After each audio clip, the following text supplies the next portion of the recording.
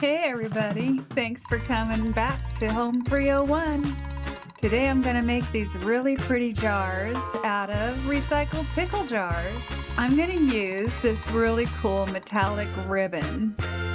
It's very easy to work with. I've also busted out my aluminum foil tape, which has a paper backing and is very, very sticky. And it'll be just the trick to get this metallic ribbon to hold the circle shape that I created. I measured around the diameter of each jar, and then I measured the metallic ribbon so that it'll fit nice and snugly, but not too tight. You just need to trim up the sticky parts. Doing a test fit.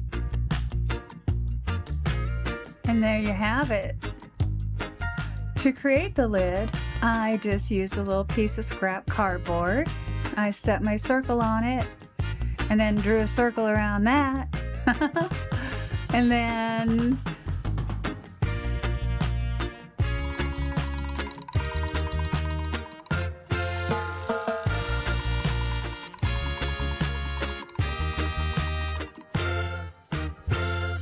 I started to cut it. I realized, no, I need it to stick on there really well. And it's not a perfect circle. So I used glue and went all around the circle that I drew so that I could set my lid right on top of it. It'll be perfect.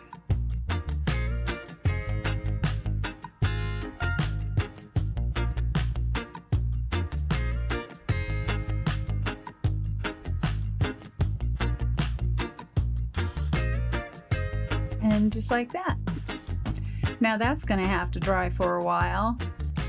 Once it is dry, I can just cut that lid out. Because now it's a lid, right? It's got a top on it. And cutting, and careful, and cutting. There we go. I know I need to reinforce this lid. So I took some of my aluminum foil tape, and the diameter of this lid was 9 inches. So I peeled off 9 inches, and then I cut a strip that was about a ½ inch wide so that I can make my little snips, snip, snip, snip all around, and then press those little snips down. This is going to reinforce this lid very well. Way better than any hot glue could, that's for sure. And press them down all around. Make it as flat as you can. And aluminum foil tape is pretty bendy even when it's stuck on something. So you can really flatten it out good. That is not a problem. Look at that, nice and flat. Next, I use a fruit cup, once it's empty of course, to make a dome for my lid. I had put a little bit of Sculpey clay to create a ring around to give it kind of a lip. I didn't get that part recorded. And then I had a whole bunch of these drawer pulls in my stash. And I thought, how cool would that be? So we have our lid with a dome and a cool handle on the very top. I think it looks fabulous. Plus, I'm so creative, huh? To keep that drawer pull on top of the domed portion of my lid, I just use a whole bunch of glue, a great big puddle of glue right in there. Now for this part, I guess if you wanted to use hot glue, you could, but it'll fall apart later. This stuff won't fall apart, but it does take a while to dry. I won't lie to you. Oh, the puddle got bigger. Now it smushes up. Oh my God, I'm gonna get it, don't worry. Get it on there. Make it level, and then don't move it anymore until it's dry. That's my secret. Don't touch it while it's drying. I've learned that lesson the hard way, more than once. So while that's drying, let's work on the jars a little bit. I have this gallery glass in my stash, and I think it'll be really cool to just color these glass jars up a little bit. And it will make the decals stick to this jar better. You'll see that when I get to that part. Of course, it has to be completely dry before I can put decals on it. So in the meantime, I'm just going to experiment with some texture in the gallery glass paint. It's kind of thick, and then once you have it in a thin layer, but with your texture, it stays that way. It has a tendency to create bubbles too. I'm sure that would drive me crazy if I was making a stained glass piece and didn't want to have any air bubbles in it. But for this, it can have all the air bubbles it wants. Don't care underwear. In fact, it makes it more interesting. I thought it was looking a little messy, so I smoothed it out and I went at it again with a more intentional type of pattern. And I like it a lot better. Do you? Do you like it? If you like it, you could smash that like button for me. Apparently, that helps the algorithm share my video more. Or something. Who knows? I don't know. So I just put it directly on the jar and then work with it from there. Catch those little drips before they get too drippy. And it does tend to dry pretty quickly, so you don't want to take too much time figuring out your technique. Now I'm looking at how this looks with just straight old streaks. And I'm gonna do the next jar with a different technique using just the straight old streaks to see how that looks. But for now, I'll finish this one up.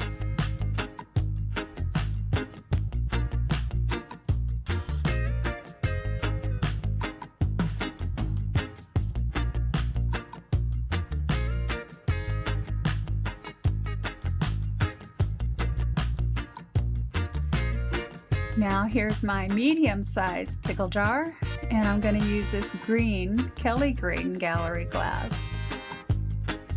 Kelly green to me is darker than that, and it does not dry, I don't think, very dark. But you know, they can call it whatever they want to call it. Don't care underwear. Ain't nothing to me, my babies.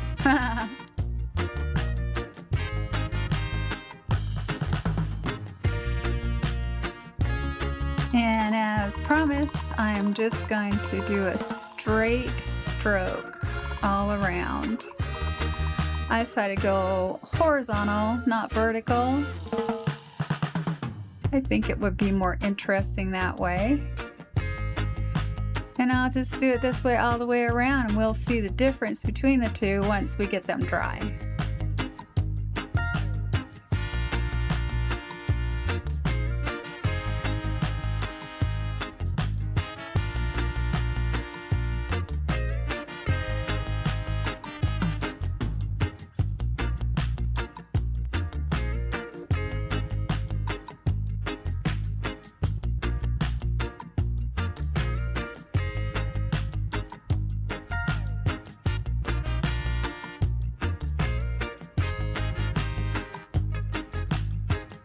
I used foam clay to make some decals to go onto my jars. I have this mold, and I probably got it from Temu. And I'm gonna just squish this foam clay right into this mold and smush it in there really, really good. So you want all the details of your mold to come out right. And you can use a scraper to scrape off the excess. And another good tip is to get your finger a little bit wet and, you know, wet it and push it around so that until you get it, you know, so that it's neat enough so you don't have too much excess hanging out. I think you know what I mean. Then I put it in my toaster oven. My first ones I did at 200 degrees for 2 minutes. And then after that, I lowered the temperature to the lowest setting, which I think was 150 degrees. for 2 minutes. And then you can just take your clay knife and just stick it into the back there, and boom, look at that. It comes right out, all pretty, and basically dried out. And you can also just do that. Just dump it out, whatever works. Now put them on some painter's tape, and I had painted them up. And here's the dried glass with the stained glass effects. This one looks wavy like water, and this one has that different technique. It's got bubbles and things in it. I think that one's my favorite. I do play favorites with my crafts. No guilt. So to get the decals stuck on, I use some double-sided sticky tape, and I don't know the name of this sticky tape, the brand name, but I'm pretty sure it was in my scrapbooking supplies. So if you want to do something like this, look under scrapbooking supplies for double-sided sticky tape. I'm sure you can find something comparable. So you just want to press it down onto the foam clay back really good, and then the sticky tape doesn't want to come off of there ever. So it's pretty easy to peel the paper backing off, because that's the only thing that's going to move is that paper backing, getting it off of there. And I eyeballed my decals. You might want to do a more careful measuring. Mine kind of turn out wonky sometimes, but you know, that's me, and it doesn't bother me at all. And I don't think it bothers anybody else either, really. So there you have it. I have these little foam clay decals that I made stuck all around. I think it looks fabulous. What do you think? And here's the yellow one. Also fabulous. And I love it, but it's not enough. It's not enough, my babies. I have these glitter dots from Stampin' Up, and I'm going to use these to help zhuzh up my pretty jars. I liked how they go from a smaller to a larger one in sets of 4, and you just have to figure out what color you want to use against your colored glass. I think that was the hardest part about this part, just making sure I got a color that I liked. And let's see what I went with. Here's another little tip for you. When you're working with anything rolly, you might want to put something cushiony underneath it so that it won't roll around so much. And it looks like I went with yellow on yellow. Of course, they're too sticky to put on with your fingertips, so a little pair of tweezers really comes in handy right here. And then you can get them just where you want them. And they show it pretty good. They show it pretty good. I like it. And once you have this stuck on there, it sticks to that glass paint, which is a little bit tacky still. And I don't think these will ever come off of there. I was pretty happy with this result. I should cue some cheering right about now. And all lined up. Well, pretty much. Close enough. Now time to get onto these lids, because they have finally dried enough that I can mess with them a little. I'm going to start by putting a coat of Mod Podge all over every one of them. This will help the paint to adhere to everything the same. Mod Podge is more than a glue. It is a miracle. It's a terrific base coat whenever you want to paint plastic or this metal ribbon or clay even, and it gives it a nice waterproofing too. It waterproofs it pretty good. Now I'm going to go in, once that is dry, with my flat black chalk paint. Flat black chalk paint. I did it. It took me forever to get that one right. Wow, I'm almost out of that stuff. Look at that.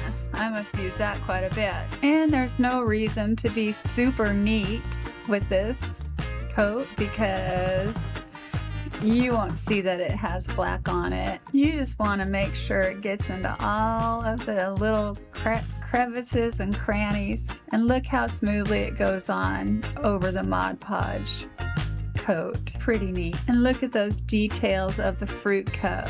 well, the bottom of the fruit cup. And we're gonna paint these two black as well. So I didn't paint the top of it black. I figure it won't really matter. It has a coat of Mod Podge on there. And my next coat is gonna be a metallic paint, and then I'm gonna hit it with the gold. And the two of them together will give me an antiqued look. Maybe they'll be cohesive, all three of them, because this is a set. And again, with the metallic paint, I'm getting into all of the crooks and crannies.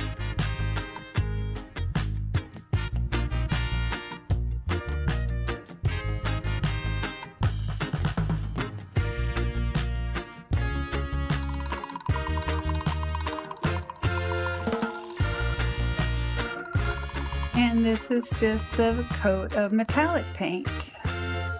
I'm going to start going in with the gold tone, which just makes it a deeper and richer antique-y look, I think. I really like it. And when you're crafting, especially something for yourself, you need to do the things that make you happy and that you like. And that's what this is all about. And here's a finished one next to just a metallic one. And here they are, my two favorites. So cute. I really like them. I'm going to fill this one up full of bath salts.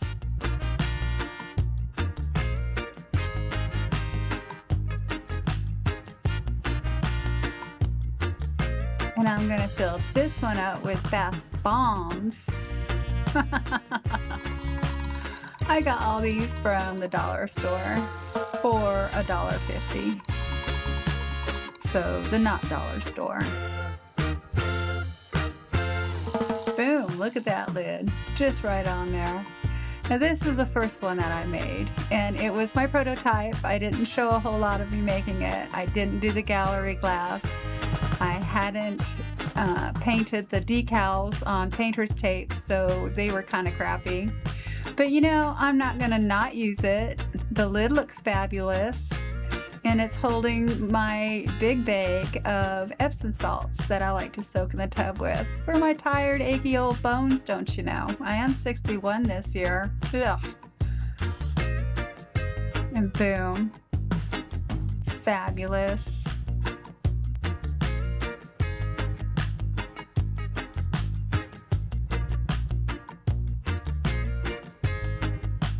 See, that big one looks good with the other two all in a group. And this is where they're gonna live, in my bathroom. Right over my tub.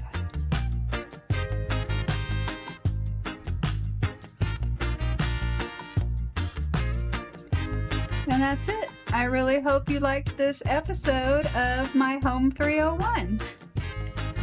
I really hope that you will come back and see me again. Maybe watch a couple of my other videos. That would be cool. I have a couple of good ones out now. I'm getting better at making my videos. So until next time, everyone. Bye.